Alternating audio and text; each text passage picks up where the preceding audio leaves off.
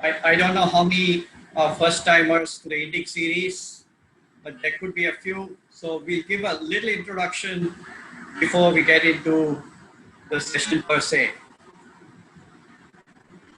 So this is the fourth in the series, and the Indic Way Power Series.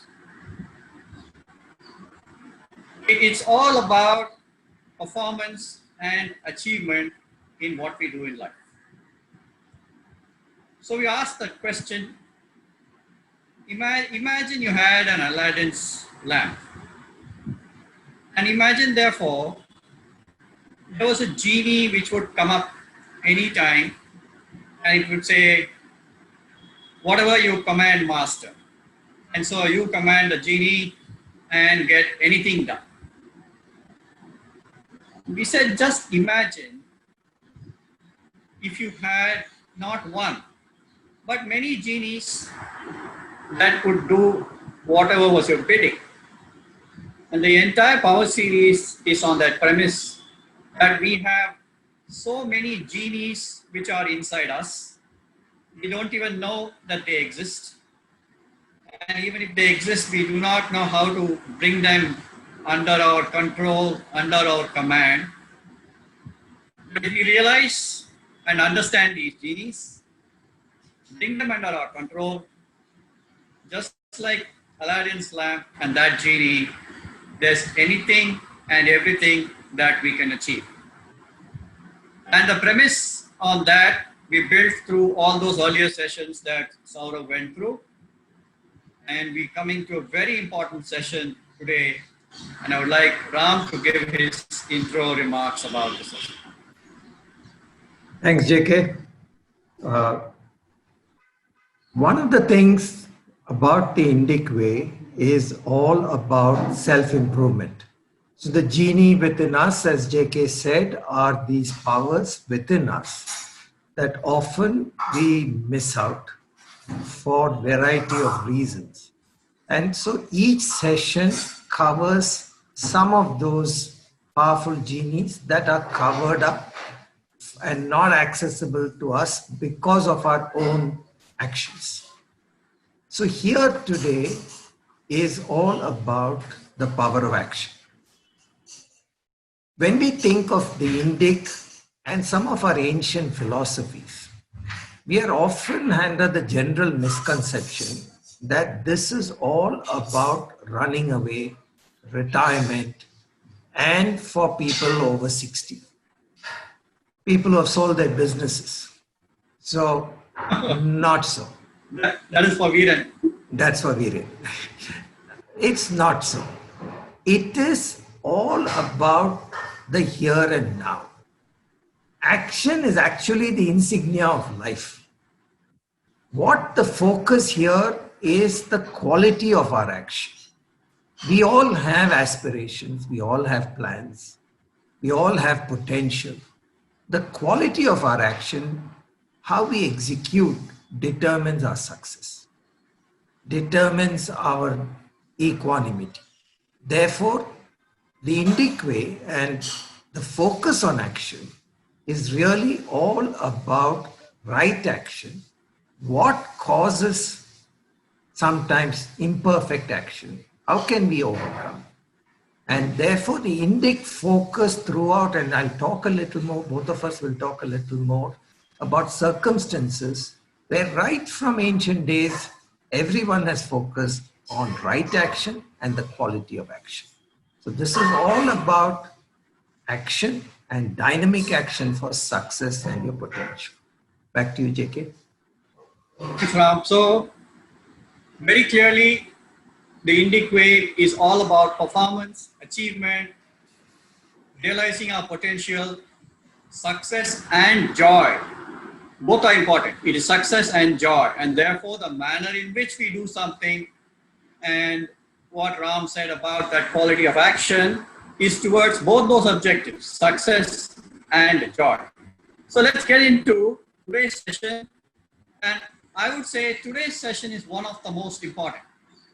Ram and I have shared this in earlier occasions, that when you look at life, And this is all about life. It's about success performance in life. Life consists of two very basic components. One we refer to as events and situations, and the other is relationships. And we'll cover that later, even in the next session, etc. But if we know how to deal with events and situations, and if we know how to deal with relationships, we know how to deal with life. It is as simple as that. So, events and situations. In events and situations, it is the power of action. So, today's session and the important concepts that we're going to cover in this session will aid us for more than 50% of our life in terms of what we do. So, it's a very important session, and we'll get into that.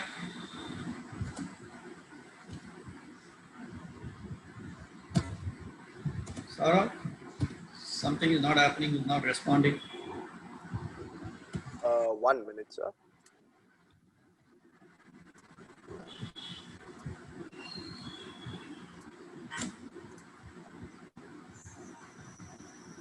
Do I have the control or no? Yeah, you have the control now, sir.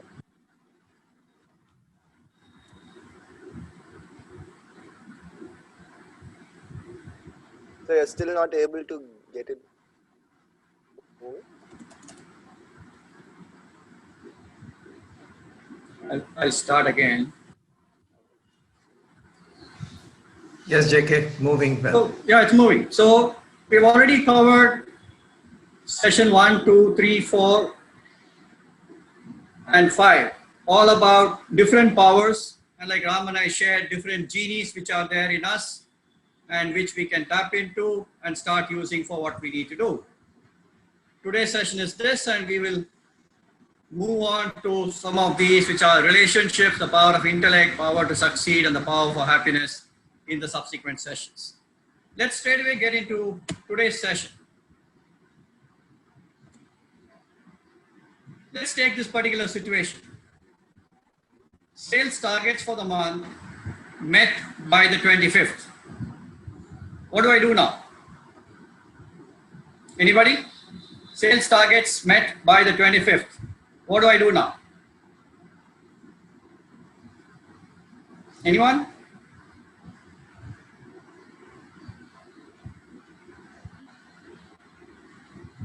Okay, I think all have been muted, Saurav, I don't know. But so already met by 25th, maybe I'll stop booking orders for the month, or even now I'll start booking it already in the next month's date, etc. But it's a great situation to be in. My stock portfolio went up by 10% this quarter. What do I do now? You know, open a champagne bottle, or sell and get whatever I can. Good situation. My child came second in her class. What do I do now? Yeah, cut a cake, maybe get her a new dress. Again, great situation. My husband and I had all parameters under control in the master health check. What do I do now? Go out for dinner. Again, celebrate. Lovely situation to be in. Our family was holidaying in London. Kids were having a great time. What do I do now? Yeah, take photographs, send them all to friends and family. Let them also enjoy what you're enjoying. Great things, good things happening. What do I do now? No big deal to answer this question. We all know what to do in any one of these situations. Now, No, JK, go ahead. now let's look at not so great, some lousy things happening. I haven't met monthly targets for the last 6 months. I committed that it would certainly happen this month. Otherwise, I would quit. It's already 25th, and there is no way we would be even close. What do I do now? I don't want answers at this stage. We're going to take it up subsequently. But what do I do now? It's not as simple as what it was in the previous slide, where we had different things happening and it was so easy to come up with what do I do now. So here, I haven't met targets. I committed that I would quit if I don't meet it this month. Already 25th, no way I'm going to do it. I'm really in a jam. What do I do now? Portfolio went down by 10% in just 1 month. I borrowed against it. My bankers and brokers are demanding more margin money. What do I do now? Completely different from what it was in the previous slide. I don't know. Really tight. I mean, but I am now in such a high stress because this is over and above the fact that I'm already threatened as far as my job is concerned, and that's also not doing all that well. What do I do now? We'll look at it subsequently. You're not going to really take up answers now, but we will need all your inputs the moment we finish these 5.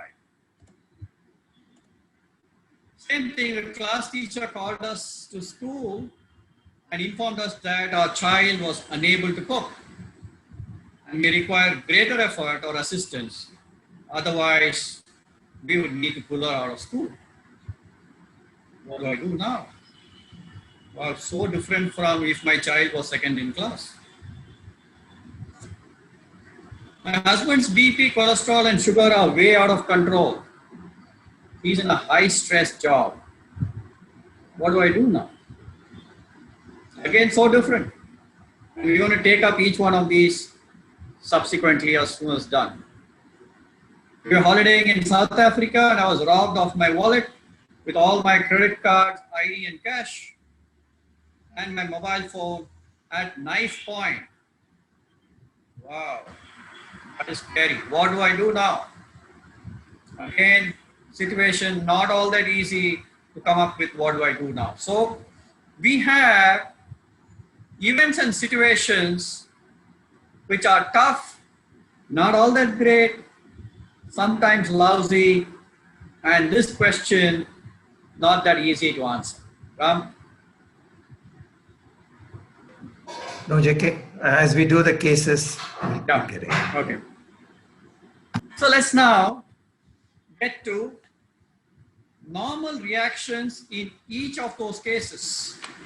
We put down 5, but let's look at normal reactions in each of those cases in terms of what emotions, what thoughts, and here we would like inputs from each of you or any of you. So let's take the first one. Case 1 was, I haven't met monthly targets for 6 months. I committed that I would certainly happen or I would quit. Already 25th, there is no way we're going to be even close. So what emotions, what thoughts? Anybody? Saurav, as they raise their hands, you could please unmute them. Anyone? We have deliberately put what emotions and what thoughts. Because emotions hit you first, it's automatic. Then the thoughts are happening, but then they combine. Saurav, anybody who raises their hands, please unmute. We now need, yeah, Dr. Harshvardhan. So like usually in these adverse situations, one of the thing is I usually become proactive. That is No, doctor, I want to look at ordinary people, normal reactions. Yeah, so the normal reaction is of course like you feel that you automatically feel that there is no way and you are quite down actually. So like Take this person, take this person in this case. Target's not met. I told my boss I will quit. It's not going to happen this month. So what are my emotions and thoughts? yeah, so definitely like I am quite frustrated and delusionized, and usually my reaction will be momentary.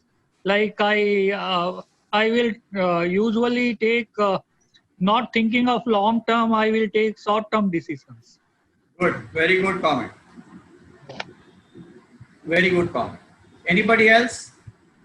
Lots of comments, JK, all saying Yeah, anger, okay. fear, frustration. Okay. Okay, in the chat window, Ram, if you could read out 10, maybe.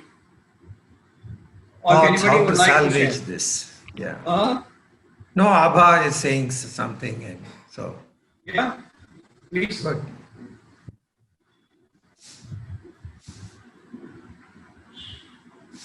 Okay. Anybody? Okay. So we'll move on. Yeah.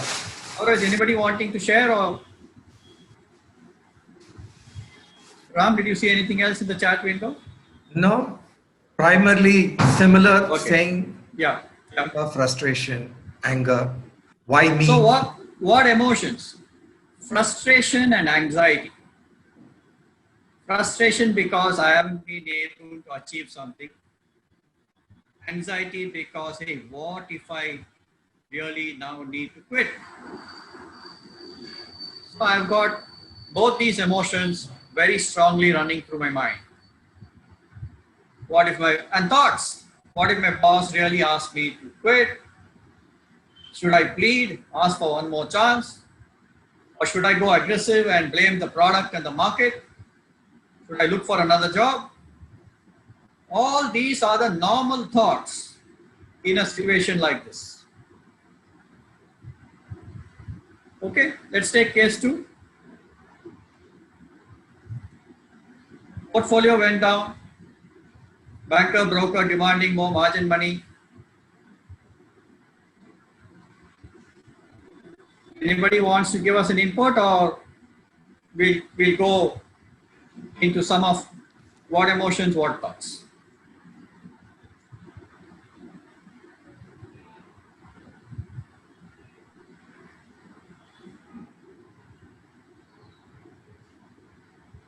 Ram, anything in the chat window? No. Okay. Again, frustration, disappointment. I thought market will do well, I will do well. Anxiety because now I have to raise money and I don't have it. Fear, insecurity, Abha says. Okay. Some of these, yes. Thoughts, sell and settle, forget about it, or hold and hope that it will come back. Buy more and bet that maybe it'll even out. Also, this story, I'm a stupid guy. I got led by these analysts. Better not to be in the stock market at all. I don't understand this at all. All these thoughts and emotions in some way are running through the mind.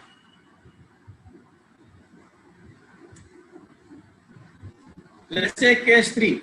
I'm sure in this we will get a lot more people coming up with their inputs. Class teacher called us, informed us our child was unable to cope, may require greater assistance, otherwise we need to pull her out of school. What emotions, what thoughts? Anybody?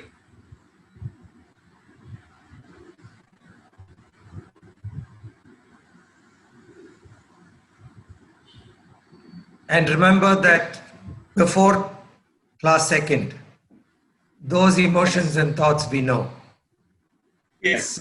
What happens when the situation turns ulta, opposite?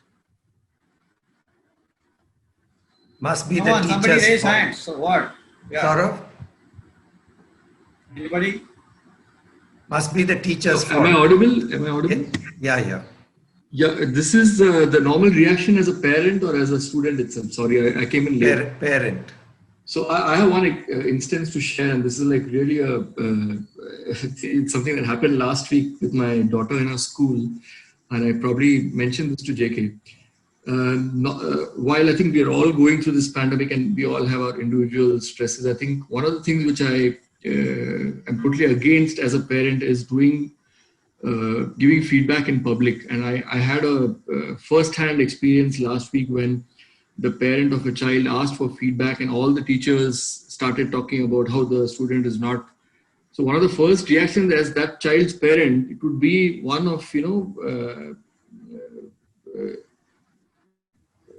want of a better word, not feeling for publicly getting shamed in front. Humiliation, I guess. Yeah. Which is absolutely not the way to do it. But the very normal reaction is to ask for feedback and get hugely negative feedback. And I felt bad that the parent even put up his.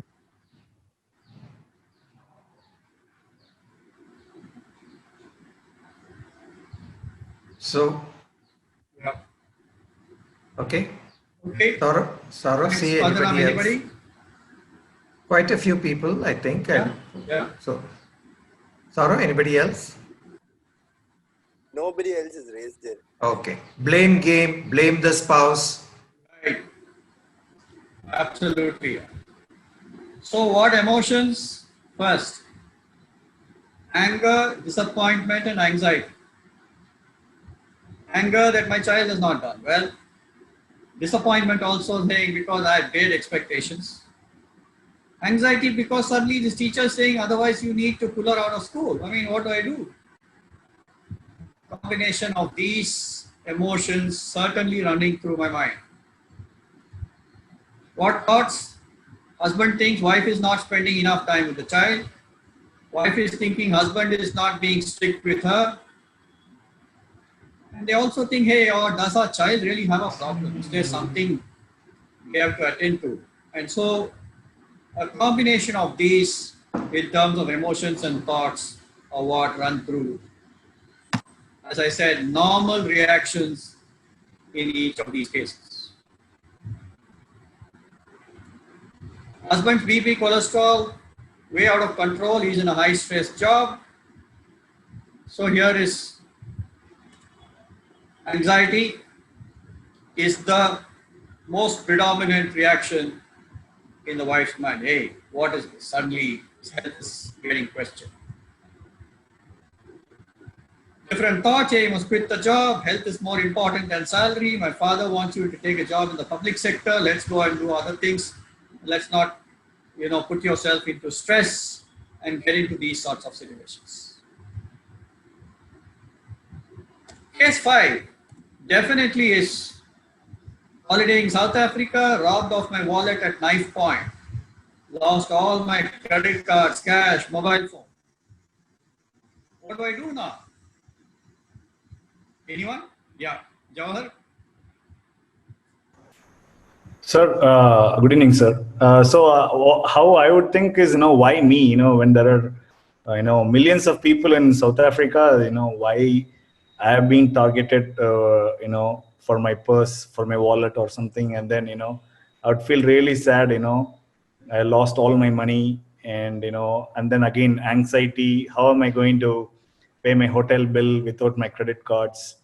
And, it's kind of, I'll be really upset for another 2 or 3 days that, how I'm going to deal with this, and then again, frustration, calling my bank's credit card, debit card companies to cancel the credit card. So it's a lot of headaches. Good, thanks, Jawahar. Anybody else with any other input?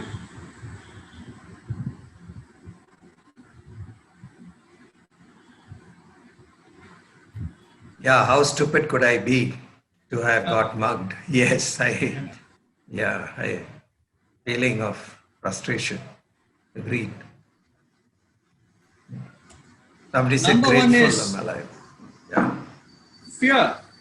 Come on, yaar. It's not a daily experience being at the end at knife point. Somebody, dark alley, we see it in movies or see it on a TV show. But when it happens to you, wow, I just escaped. I mean, my first thing is fear. Let me run away. Yeah, the frustration, anger, anxiety, calling bank, other things like what Jawahar said and all will come later. But number one is this. What a scary experience. Oh, we need to go to the police in a strange country. We don't know anyone here. You should have been more careful. Forget the money. Can we leave today? Can we safely reach home? These are the normal, predominant thoughts that run through the mind. Yes, maybe after you settle down, you say, yeah, hey, shall I call the bank? Can we take other protection? Can we call friends? So you have 5 cases. What do I do now? Not all straightforward. Ram? So,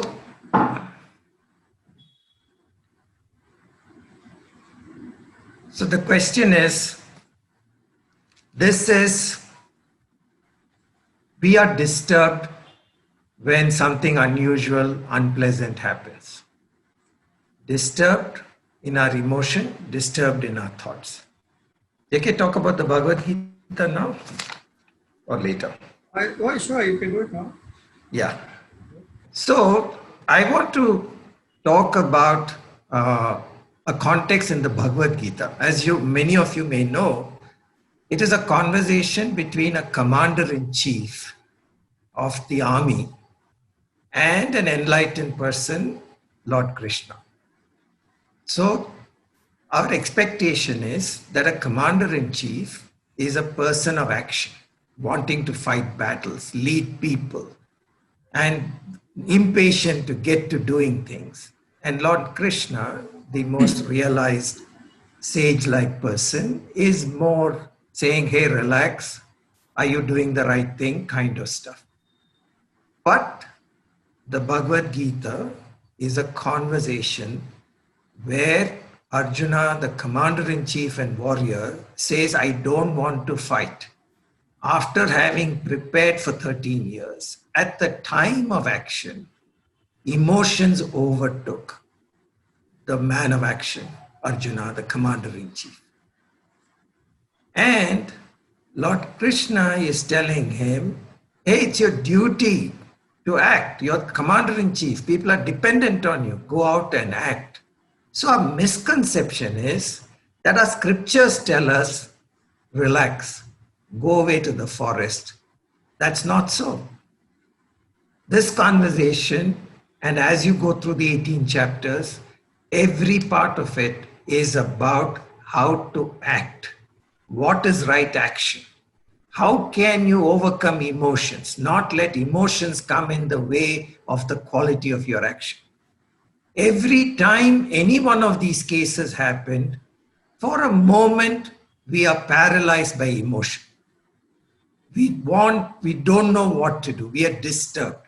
And then the thoughts follow of, extraordinary, exaggerated consequences. And so the quality of our action suffers. What is it in us that unpleasant things can happen, surprises can happen? How can we be better prepared is really what the scriptures, the philosophy talks to us. And that is really what we're going to say. How can we remain objective? How can we quickly, as JK has said in the past, it is not that we won't get affected, we won't react to some of these shocks.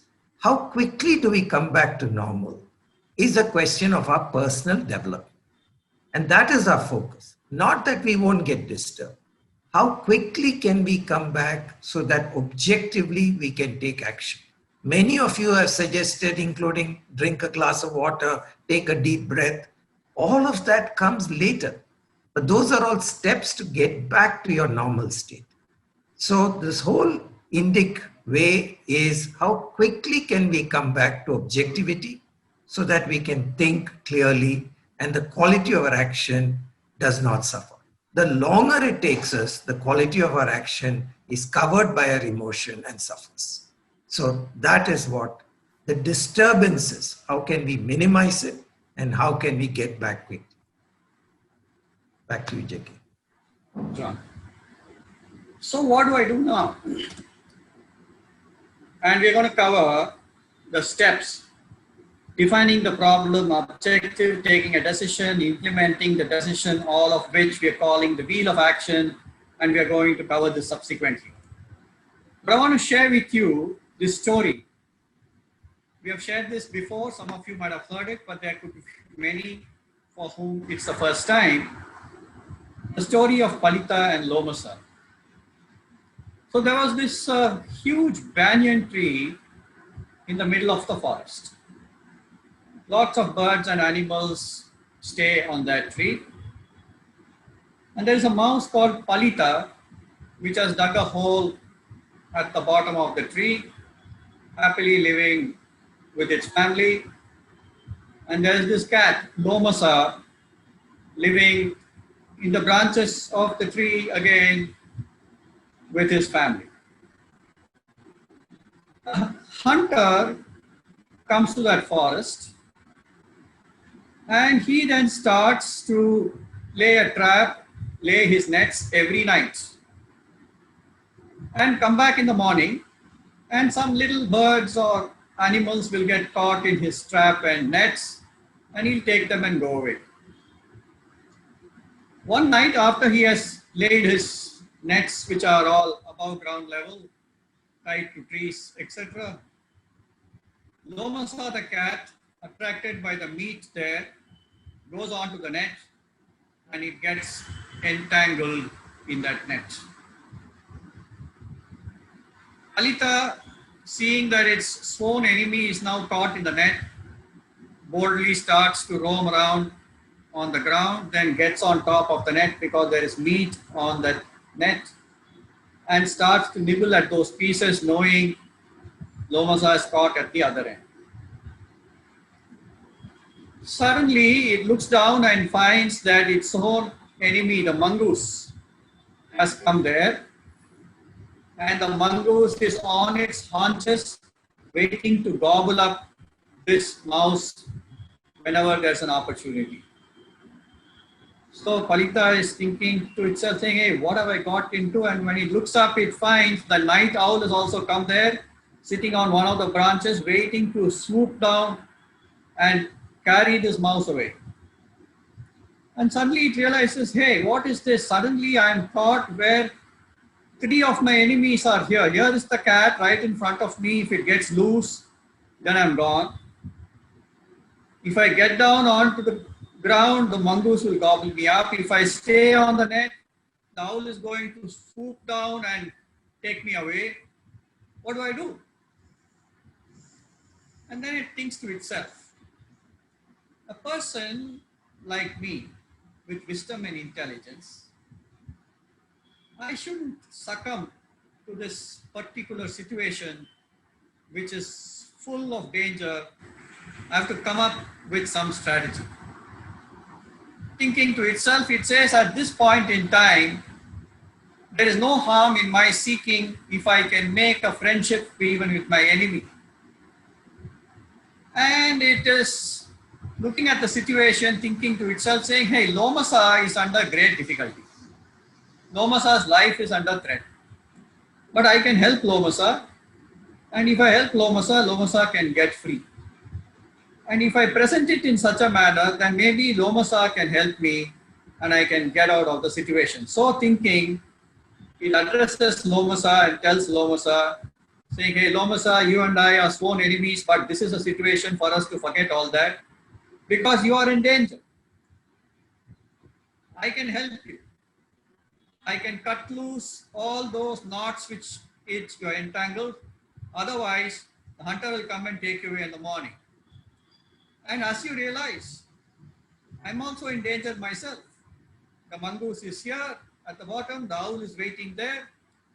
And so, in this situation, I have a way in which you can help me and I can help you and both of us can get free.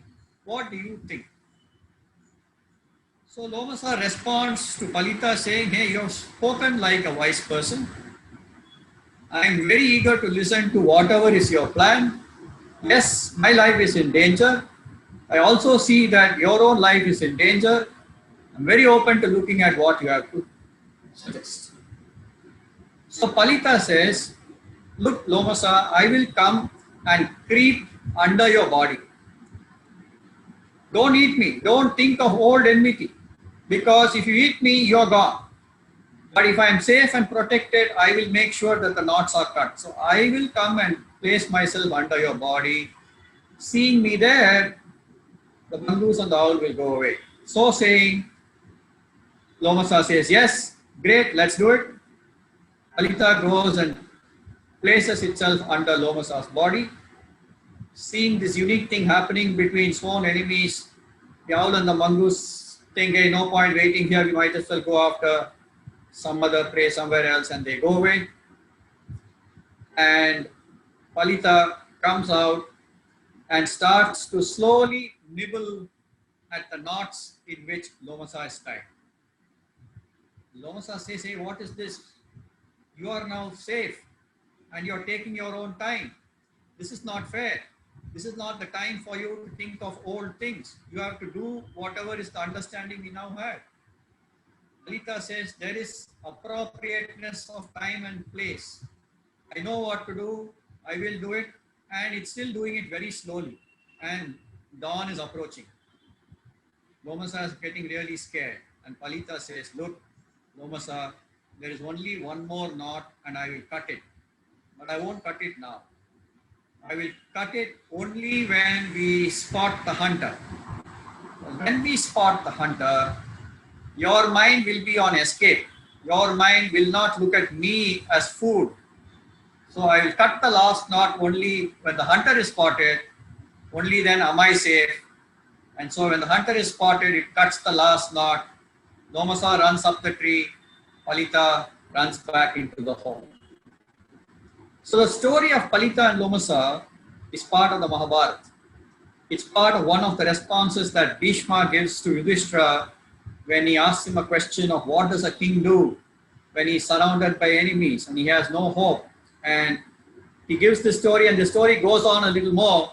But the essence of it, therefore, is difficulties, enemies on all sides, not to panic, but to examine, reaching out, seeking help, taking a decision, executing and fine-tuning. Aspects of these are what we're going to look at when we look at the wheel of action. But the story of Palita and Lomasa really stands out as how we can get our emotions under control, use the intellect, come up with those options, and move towards execution. Ram, anything here or we move to the next? Move, JK. So I want to also quickly cover the three Shaktis and then we move to the wheel of action. In our own ancient thinking, we are blessed with three energies called Icha Shakti, Jnana Shakti and Kriya Shakti. Icha is the desire. And all these Shaktis, the three Shaktis are needed for us to execute anything. And for us to execute anything well, they are needed in the right proportions. Icha is the power of will, desire, intent, passion, belief. This is the driving force.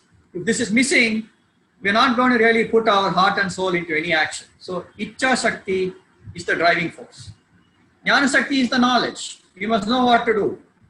Systems, methods, processes, both past, present and future, but Jnana Shakti is needed to execute. Kriya is the action component, resources and capabilities for information, for implementation. And we must know how to pull the three levers. We must assess. I have no Icha. If I have no Icha and no desire, yeah, somebody can tell me, they can prod, they can push, but I'm not going to do anything. I have all the desire, but I don't know what to do. Again, I'm in the same situation. I know what to do, but I don't have the resources.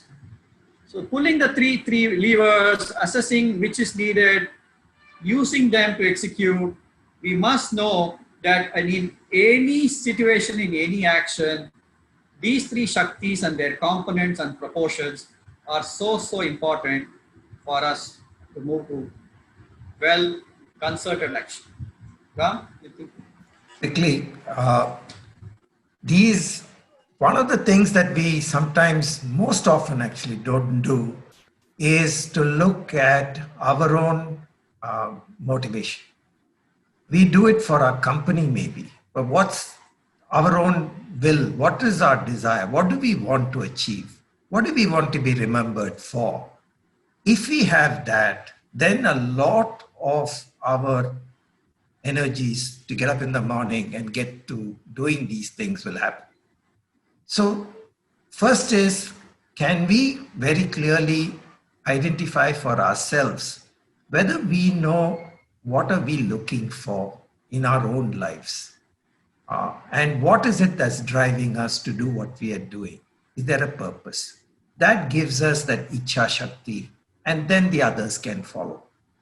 Also, when you're doing recruitment, this is a quality that you look for. In different proportions, these things are there. So if you need a good salesperson, you look whether there's a Kriya Shakti. Somebody to execute things quickly, then we're looking for Kriya Shakti. Somebody who is our CTO and knowledge partners, then we're looking at Jnana Shakti, like that. So these are three qualities that we have, three Shaktis, energies, and we look for these in proportion, one for ourselves and two, even when we recruit. And that is, of course, aside from the purpose of this session. Back to you, JK.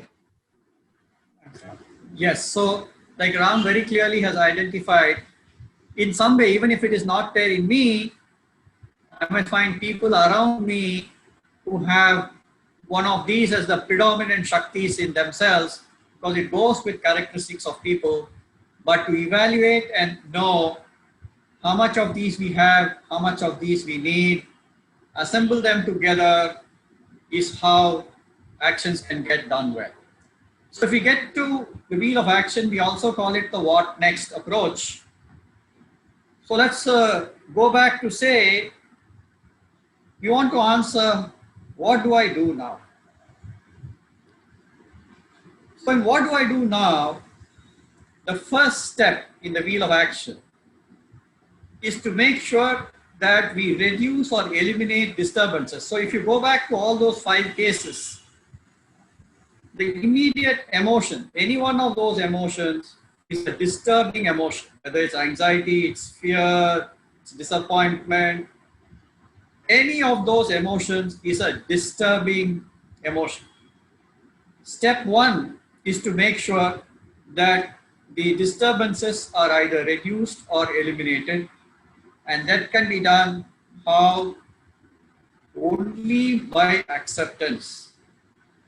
Acceptance or accepting the reality, this acceptance is not accepting saying, hey, this is my fate. No. The acceptance is an acknowledgement that this is the reality. Our child has not done well in class. I have been robbed of my wallet. I have not performed on the job. My BP, sugar, cholesterol, not in control. Whatever that, acknowledging that that is the reality, that acceptance is the very first step which helps in either reducing or eliminating the disturbance.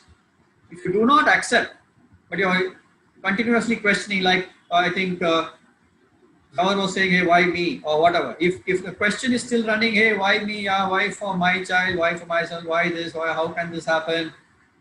It's only noise. So noise and chatter will continue if the reality is not acknowledged or accepted. So that is the first step that we need to do.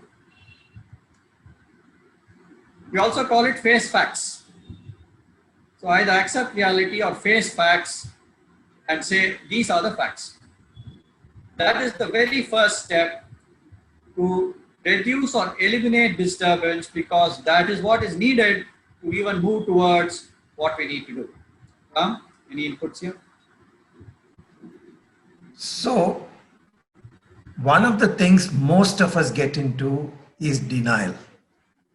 It has to be somebody else's fault. Must be spouse, must be teacher, must be something else. And why me, of course. But we need to get out of that denial and victim feeling quickly. Otherwise, those are still disturbances and will not get us into thinking what next. Because if we are not thinking what next, then we are stuck in South Africa. Credit cards are being used beautifully by others. All of that, consequences. So that is why denial is what usually comes up first, and then move to facing facts and reality. And how quickly can we get to that? And as we talk about what to do, how do we reduce? Yesterday at the IPL, I was listening to Gavaskar, and he was talking about a lesson that Nari contractor, his erstwhile role model, was talking to him. And he said, look, Sunil, you will play, Sunny, that you will have great innings. When you have your great innings, maintain a diary and write down how and what you did right, including when you got up, what you did, run through the whole day, how you held the bat, how you walked, every aspect to the last detail right. And when the tide turns and your form is now a little lousy, go back and pick up the diary and look at what all the things you did right and remind yourself. So these are exercises of making sure that when you have these disturbances, how quickly can you come back? Most of us start analyzing and all that only when things are down, when our faculties are already under disturbance. We never look at and assess things when the going is good. And all lessons are that when the going is good, also understand why is it going good? What are the right actions we are doing now? And can we replicate that as often as we can? That is the way to look at reducing and eliminating disturbances.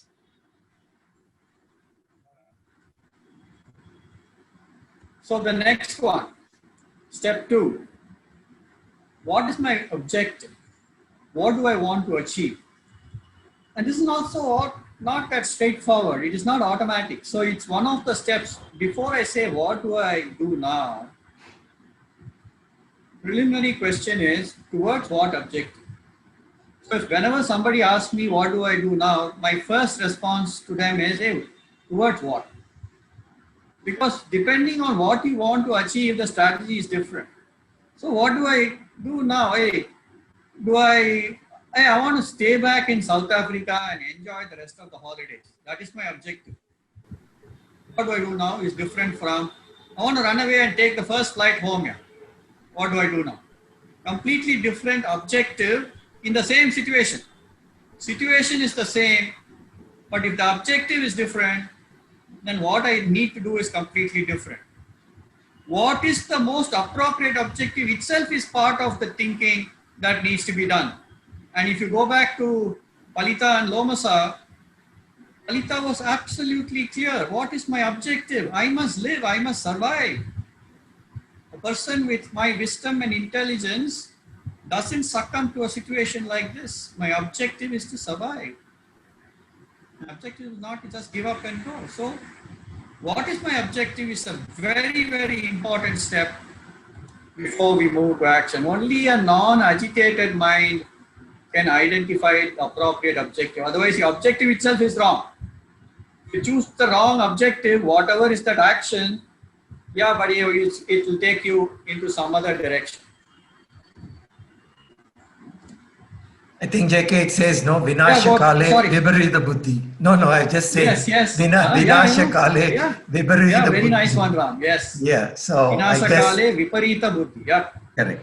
Yeah. So it just means that when things are you're under a disturbed condition, when things are you're flowing against the tide, then what happens and how do you cope? And therefore, better to think of it earlier and be prepared. Yeah, JK. Step 3, what are my options? So this is reasonably straightforward for us. List again with a clear mind. If your mind is not clear, please seek help. If unclear, seek help or assistance from well-wishers. You have an outsider's perspective, more dispassionate. So if you're unclear, you're on South Africa, you're on something, please call whoever is your closest friend or relative who you know, lot more balanced, and therefore saying, hey, this is the situation, yeah, this is what, all that, whatever, yeah, all your tensions, this, that, you can let go, but you will get some clarity at the end of it. But it is important because you have to list the options.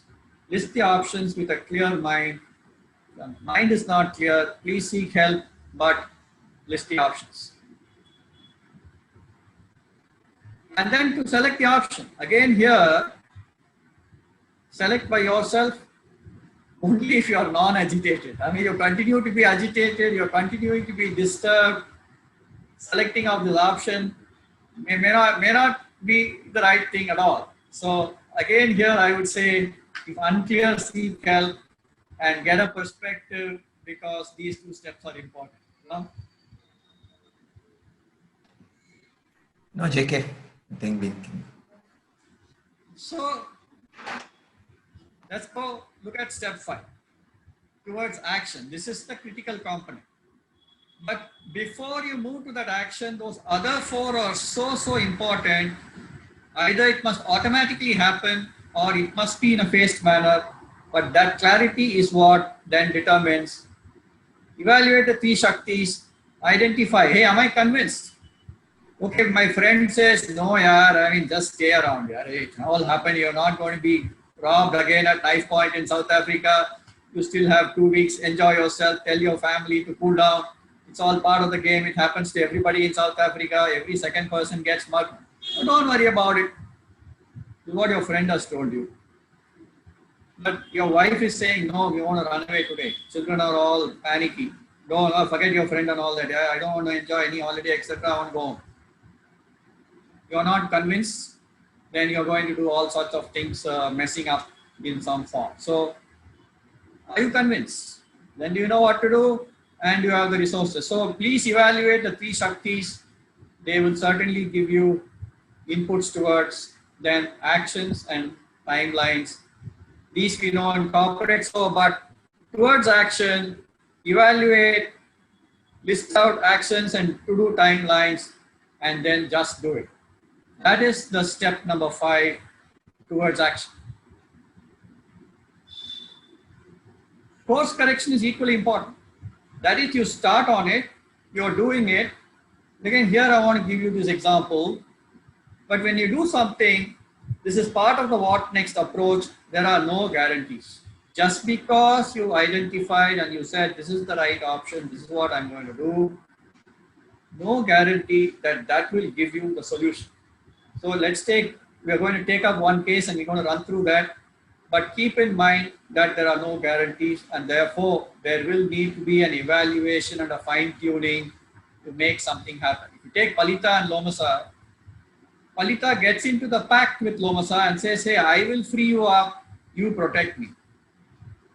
But as it starts to do, it fine tunes that step to say, I will cut the last knot only when I spot the hunter.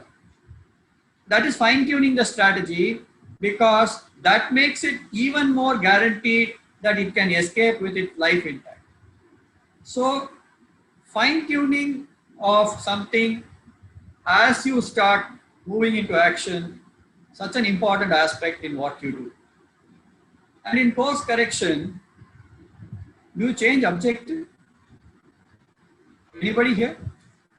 Okay, I decided this year. I decided that, okay, we're going to stay back in South Africa. Do I change the objective? One whole day, my entire family is miserable. Ram, my question is it okay to change objective as part of the wheel of action, as part of moving towards what is the right thing to do? let's hear from the group here. They may have better answers. So I want to put down 2 questions. Changing actions and strategy, all of us know. So as we get in course correction, you change a strategy because the other strategy is not maybe working well. But is it okay to change objective? Jawahar? Yes, sir. Absolutely. It's okay to change objective as long it is going to do a world of good to me. So if I am in South Africa and say I want to have a few more months of vacation, and I lost my credit card, and it's okay to change my objective to just come back to India, or just cut down my vacation as it is and then quit South Africa. So the objective is to spend 3 months in South Africa, but things changed, so I can always change my objective. That's not a problem. That's my view, sir. Anybody else having an opposite Yeah, view? anybody else? Yeah. Yeah, Prabhu? Nope is a good word. Want to expand? Yeah, in fact, I'm of the view that we should always think about the objective and take decisions accordingly. Absolutely, there is no guarantee that the option that we have chosen will give us the desired results. So at that point of time, it's very important to go back to the drawing board and see how we achieve the objective in terms of change in actions or strategy. That will be much more appropriate. And with reference to the objective, okay, most importantly in terms of there are two elements that we need to look at. Okay, so if it is not worth pursuing in the first place, then there is no point in terms of doing it, right? If we have done due diligence in terms of choosing an objective, then it makes sense for us to go back and look into the strategy and actions, how we can rephrase ourselves and reconquer in terms of meeting the objective. Okay, good input, Prabhu, but we will take it up. We are going to now look at one of the cases and apply all these 6 steps to it. And there I will share with you a particular situation where this changing of an objective will make it more meaningful or clearer that yes, nothing wrong with looking at a changing of objective. So let's get to the wheel of action. Reduce disturbance, define objective, list options, select option, towards action and course correction. This is the wheel of action. Let's apply this to case 1. Case 1, we are very clear, is therefore I committed that I will certainly meet target this month, and I'm not, no way I'm going to meet it. I've otherwise said I'm going to resign, I'll go away. So now I need to decide what to do. So let's apply this to case 1. First step, reducing disturbances. What do I need to accept? What is the reality? Anybody? What do I really need to accept at that time?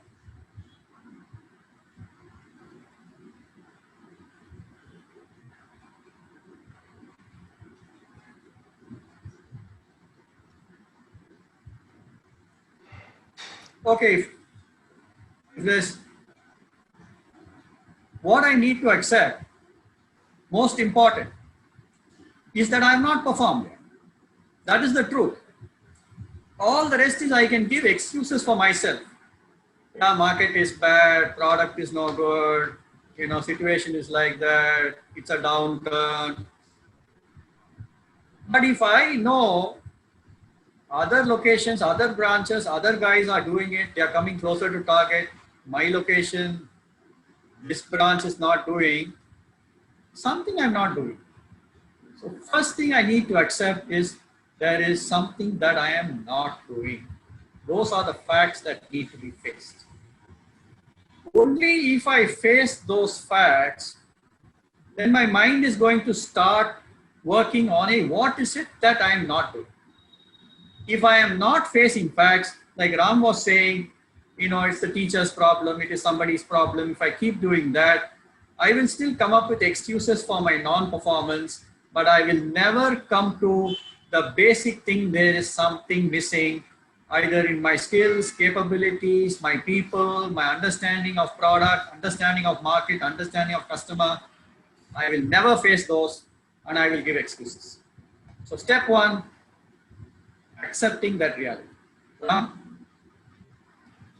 I think Abha was saying the same thing. So, see, what happens sometimes is that when we don't face these facts, then we try and change jobs and carry the problem with us to another job.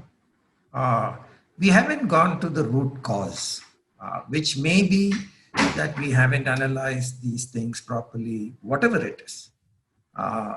So if we know what is it that is preventing us, and if we accept that, hey, maybe I've not gone to the right customers, my selling skills or my team is not so great, whatever it is, if we don't accept the fact that I'm not performing, then we don't start thinking objectively of what next.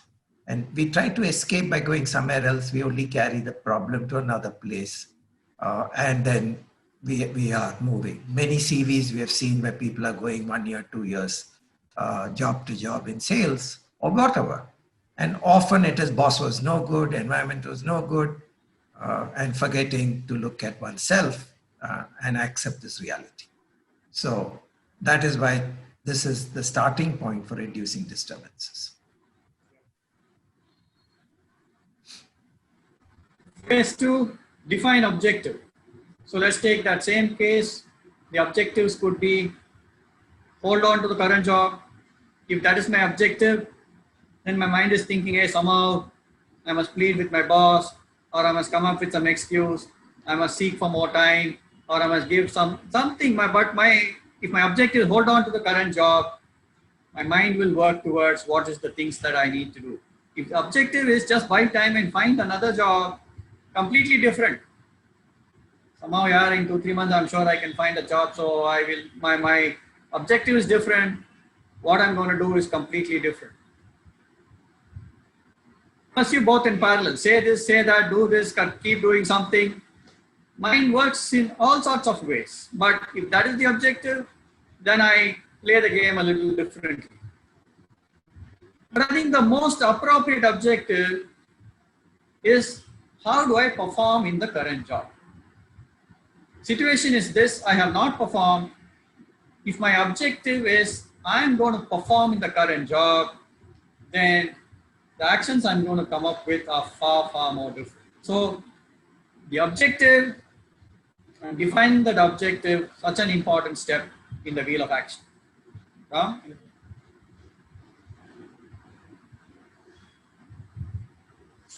Sorry. So again, without reducing disturbances, the ability to define the objective. And if there is already clarity that I need to be, it's not at the end of the month that you start thinking. Right at the beginning, when you said, hey, I will do it, I will meet these numbers. That time itself, there are no guarantees. Are you at that time starting to define clear objectives for yourself? So it is not at the time that you are at a precipice that you start thinking. It is at better times. As you start making commitments, you need to start looking at the objective and the alternatives. Yeah, JK? Yeah. Anybody else wants to add, please do. I mean, this is not. And put up your hand and Saurav will let you in to speak. So phase 3, in this case, list the options. Very clear. If I'm going to look for another job, completely list of options. But if I want to perform on the job, that's the list of options that we really need to look for. Evaluating each of the Shaktis, things that I can do and should do, things that I need. So if I decide that I'm going to perform on the job, options that I'll put down are all far more focused towards these sorts of things that I'm going to do. Selecting the option is straightforward. So one of the options in this case, like we discussed in the earlier one, if either in listing options or in selecting options, the mind is still clouded and disturbed, please seek help. You can even ask your boss, hey, please let me know, what is it that you think I'm not doing? You have been meeting other people. You have been handling in the other territories. Just let me know. I really wish to perform. I have analyzed myself and I think these are 1, 2, 3 things that I need to do, but I am very keen to look at or get your inputs in terms of what I need to do. Show your sincerity and genuineness, and I'm sure you'll get some inputs which makes it even better in terms of the list of options or what you need to do. So it takes the mind back to what Palita did, that it did the whole thing with an enemy. Okay, you can do the same thing with the boss, not that you cannot, but you can seek help from the boss as much as you can seek help from the enemy for a particular situation. Saurav, Okay, HR, I think HR has raised his hand. So can we just see what he has to say? Yeah, please. Yeah. Saurav? And I think Meera Menon wanted to be let in. Yeah, please. Yeah. Saurav? Yes, sir. I've unmuted. HR, please.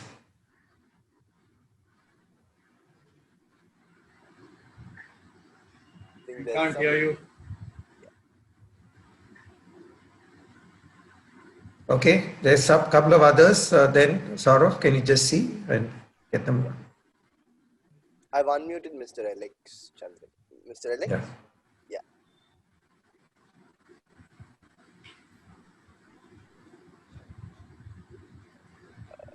Mr. We're not able to hear them, so Alex?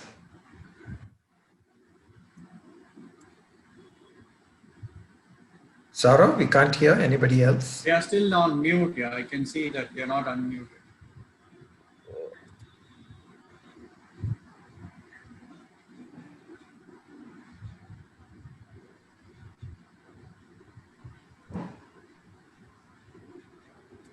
Alex not able to hear, so we'll wait to finish and then again pick up with you.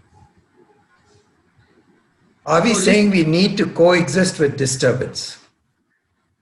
That is a question from Alex.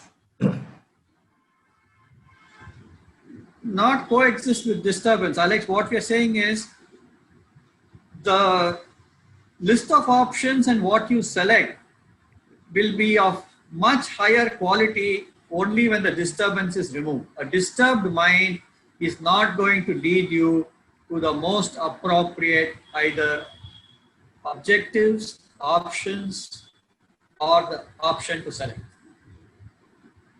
So it is an extremely important preliminary thing to say, if there is a wound, you first disinfect before you treat. So this cleaning up, removing disturbance is a preliminary step that helps clarity of mind to move to each of these action components. Actually, accepting the reality, facing facts, is one of the first steps to reduce disturbance. Yeah. Because the moment you come to terms, then you start looking at options. Till then, if you start behaving only as the victim, why me, and stuff like that, why my child, teacher is lousy, whatever it be, boss is an ass, then disturbances will only keep multiplying. And only when we start facing facts, and then we reduce disturbance. So it is not coexisting, because the more disturbance you have, the quality of your decision making, the quality of your action will suffer. So it's a question of how quickly can I reduce my disturbance and get down to looking at options and selecting the option and then acting on it. Yeah, JK. Yeah. So selecting an option is straightforward. Towards action for each of the objectives, if it's for performing on the job, if it, like we discussed, if I'm going to decide to stay back in South Africa, if I'm going to decide that, hey, my child needs some attention, I'm going to pull her out of school and I'm going to give her all the attention. The moment I decide, then what I'm going to do towards action automatically will get listed out. Course correction, alternative strategies, and fallback plans. So if you take any one, apply the wheel of action, you are then moving to a high quality action. And Ram, characteristics of this high quality action.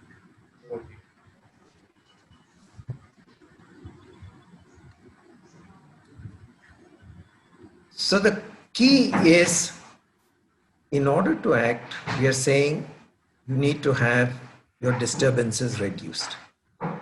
Disturbances are coming out of emotions. It's also coming about having heard of stories that in South Africa something can happen, whatever. So worries and of the past, anxieties of the future. That is what mind keeps popping up, the emotions. Now we act either at the prompting of the mind or of the acting of the intellect.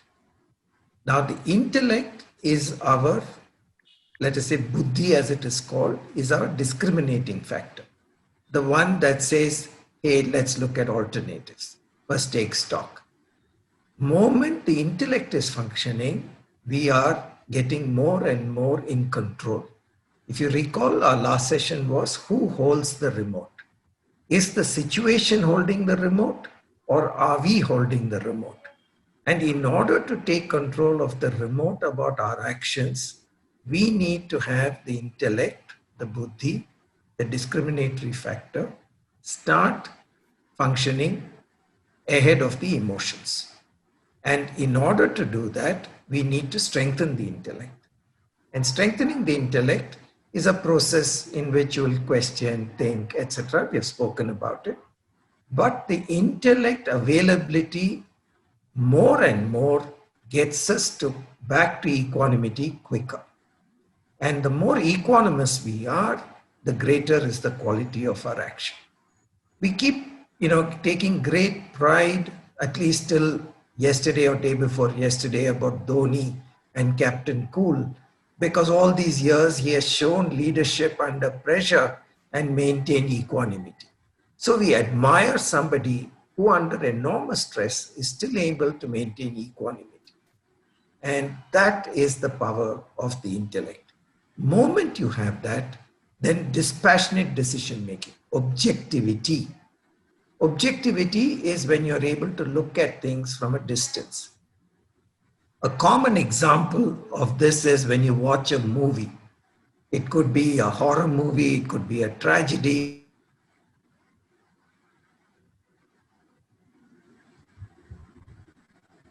That movie from that situation that's on the screen. Moment we are part of it, then the emotions take over and our objectivity and equanimity come down. So dispassionate decision making comes when the power of the intellect is there. So in every aspect of the wheel, we need to see how quickly the intellect comes into play. And the sooner it comes into play, the sooner we get back to reducing disturbance and to a balanced position for all the decision making.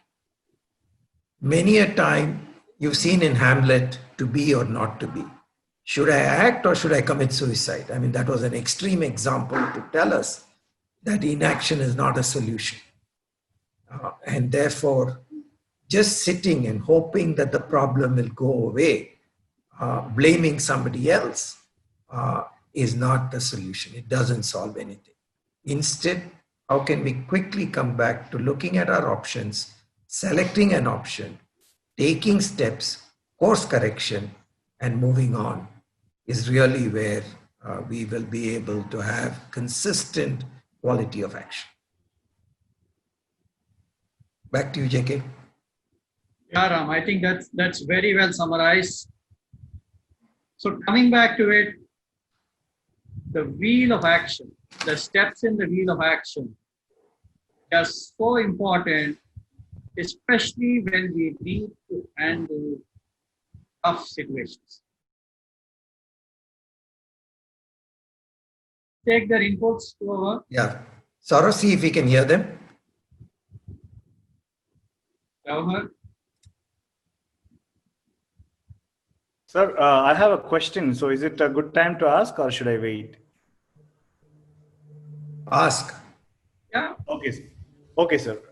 Sir, my, wonderful session, sir, a lot of good insights. Sir, my question is about getting panicked, when a thing that happens that threatens our life. Some examples that I can give is, recently, one of them from the Thai, I think it was Pravina from Thai, sent a video about this Mumbai terror attack, how it all panned out and how the Mumbai Taj Hotel staff did a wonderful job of saving their guest. But the thing is, I was just putting myself in the shoes of somebody who was staying at Taj Hotel that night. And, it is really a traumatic effect, and the panic that sets into our heart, the adrenaline that pumps into our body when in a sort of thing that happens like that, we really get panicked. And, all these actions that you spoke about, eliminating the disturbances, accepting the reality, all those things for me in that situations may not work because I'm thinking whether I'll be alive the next minute. So is the case. I used to think about this Kandahar hijack incident that happened in 1993, I believe. So these things, when you are in that situation, my question is, how do you handle that panic?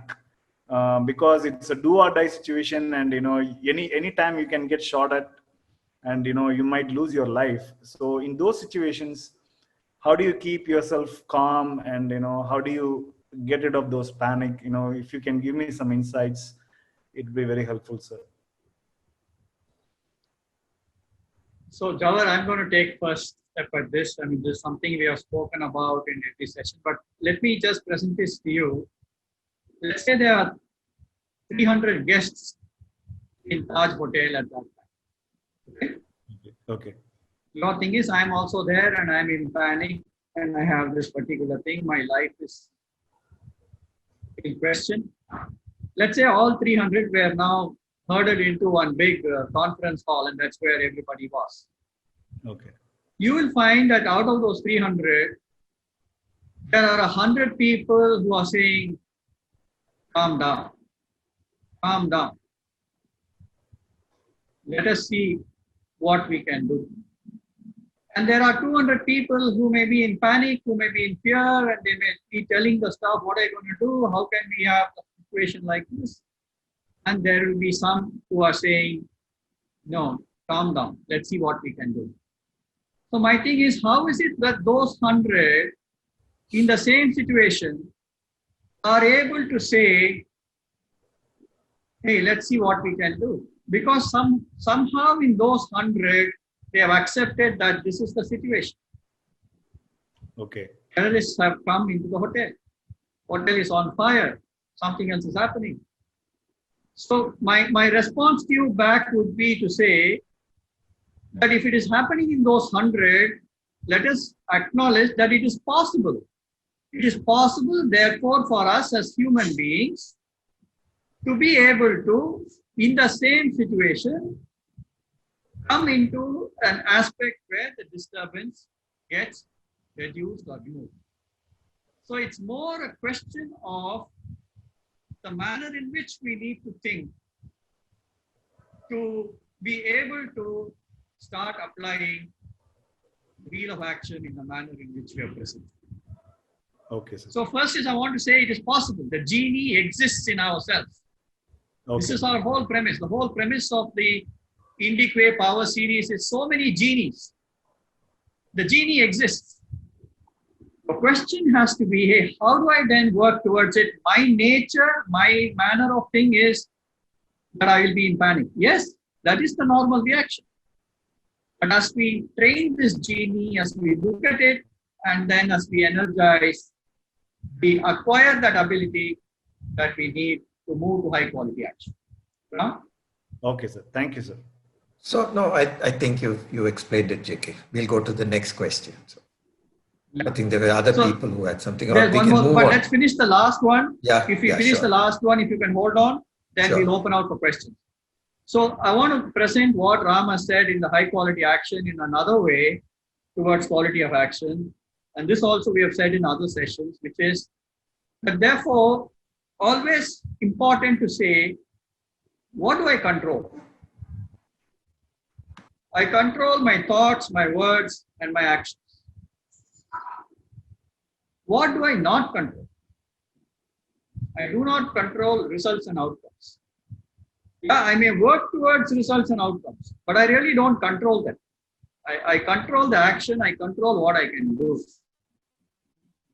I do not control the environment. What controls me?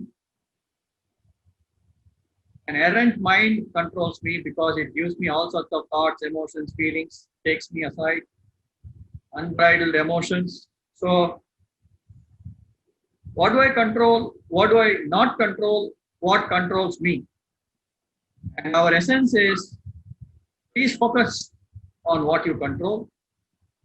Forget about what you don't control and work on your intellect, work on these other genies and other powers that we have to bring control over the errant mind and unbridled emotions, because that provides clarity and powers what you control, and that can help move towards high quality action. So this is another way to summarize the same thing. Therefore, if we summarize the session, this is what we have done. Good things happening, not so great. Normal reactions, what do I do now? The three Shaktis, the wheel of action, applying the wheel of action, characteristics of high quality action. And we're open to questions.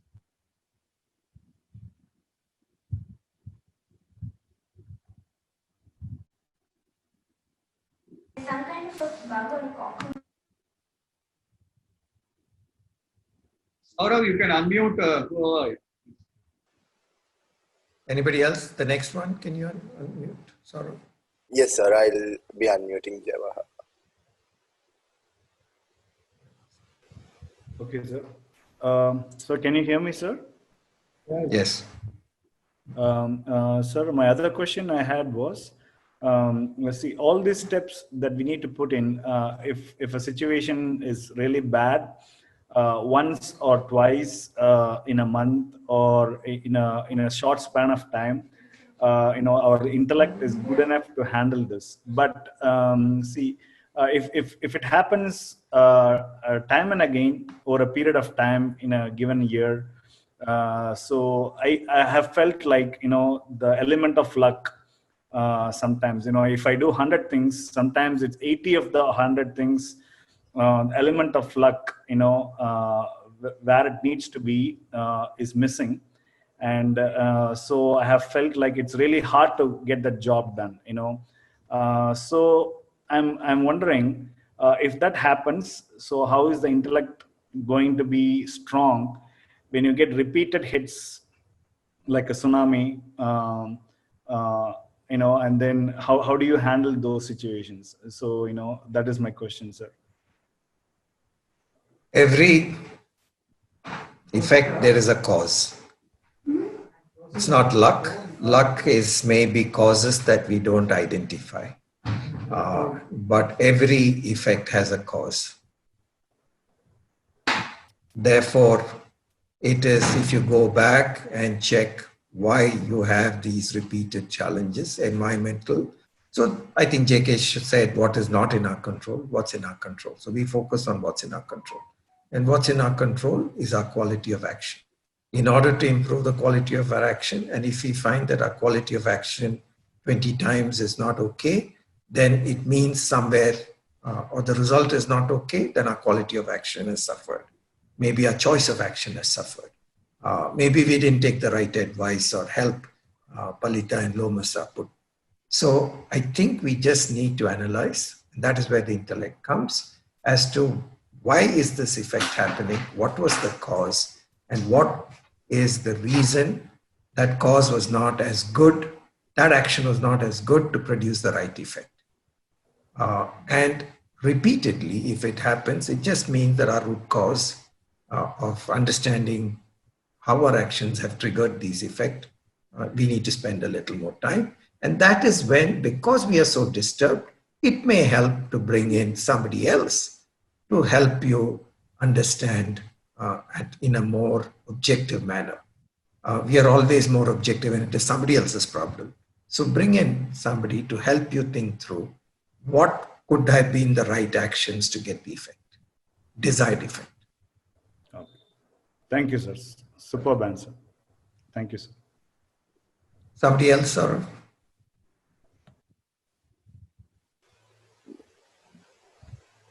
Hello. Yeah, we can hear you. So I've unmuted HR again. I don't think he's able to. Okay. Fair enough. JK, there's a question. When do you change your objective? That clarity is not there. I will take one of the examples of the 5 cases we gave. Let us say, therefore, case 1. I decide that the objective I'm going to go after is I'm going to perform on this job. Okay? That is the objective with which I list out a few things, what I need to do. 1 month, 2 months, 3 months, situation is still the same. But I really know I'm doing my best. I'm not fooling myself. Okay. I have faced the facts. I have really looked at what I need to do. I'm doing it. And I've been a performer in my earlier job. So I'm not one shirker of responsibility or effort or capability. But somehow it's not working out here. I mean, at that time, said, hey, no, yeah, I mean, maybe I need to change my job. So that happens. It can happen. A lot of us now know in startup terms, this is now one great term to use called pivot. We used to do it only in basketball round, okay, those days. We turn around and shoot. Okay. I know, very quickly. Yes. But so what is this pivoting? Pivoting is then in some way changing the objective. And therefore the objective changes, something changes, strategy changes. So it's okay to change objective, I feel.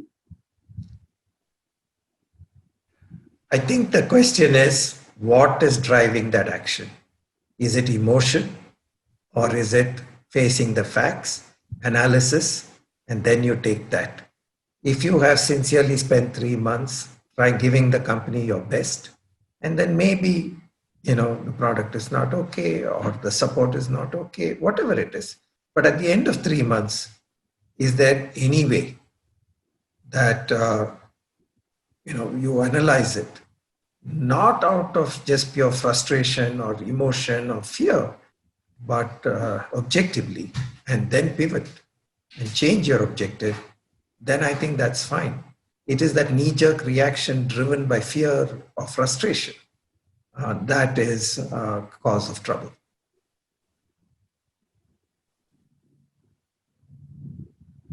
Is there an order for the 3 Shaktis? Okay, good question. I would really say that Ichcha Shakti is an absolute important, necessary component. I'm not getting into proportion. But if in the hierarchy of Shaktis, if anything needs to be done, I must believe, I must determine, I must desire to perform. I feel that desire component, that willingness is a very, very powerful.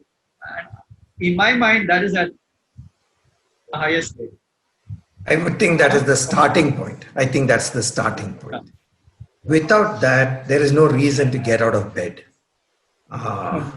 And, every time you're hiring, we're looking for somebody with passion who exhibits very aggressively the desire to do things, to get things done. But the first is that we say, even when we're looking for funding a company, an entrepreneur, we say, what is the desire? What is the passion in this person? Is he driven or she driven by something, some objective? Without that, the other two won't happen to the extent you want it to.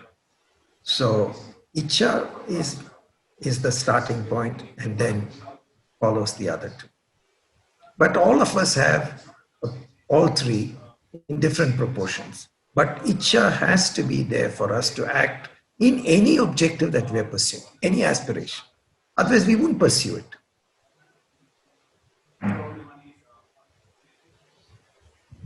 What are the signals of Ichcha Shakti? You get up in the morning, on a Monday morning especially, get out of bed and look forward to your day. Then you have Ichcha Shakti. Oh, and nobody needing to wake you up. Exactly. So I think they're run out of time. So, okay. Yeah. Saurav? All right. Thank you. Thank you all.